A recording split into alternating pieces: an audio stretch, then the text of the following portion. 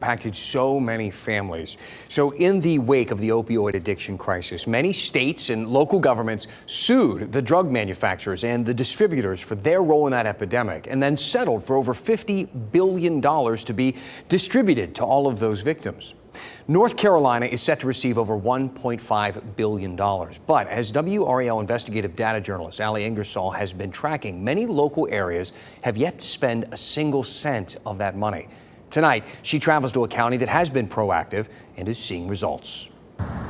Robeson County, an hour and a half south of Raleigh, has consistently ranked in the top 10 counties in the state for opioid overdoses. Until recently. While the state's rate for visits to the emergency department for an overdose has remained the same, Robeson's has plummeted. We want our children to grow up in healthy, in a healthy community.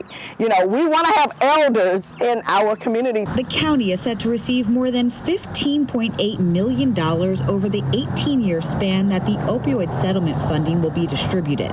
More than 70 members of a consortium gather monthly to discuss how to use that money. We're used to doing a lot with less. And 2 years into receiving the first payouts, the county already has 27 initiatives funded and functioning, the highest of any county in the state. They're using it on programs like recovery housing support and naloxone distribution. Some of the initiatives that we were already working on as a consortium, are really, really starting to pay off. An example of that?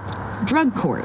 That's how Rhiannon Hicks found recovery 8 years ago when she was addicted to prescription pills and cocaine. It's gonna make me cry, hold on. She held back tears as we talked about the current state of the crisis in the county.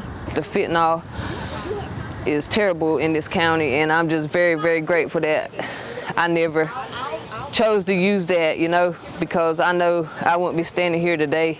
Murray says she's proud of the work they're doing to extend the funding and reach every person impacted by the opioid crisis. We know the value in taking what we have and making it work, and that's what we're going to continue to do. Members of the consortium say that they're talking with advocates and organizers from all over the state to hear about what's working in other places. And they're also sharing their knowledge about what's working here in Robeson County. For WRAL News, Ali Ingersoll, Pembroke.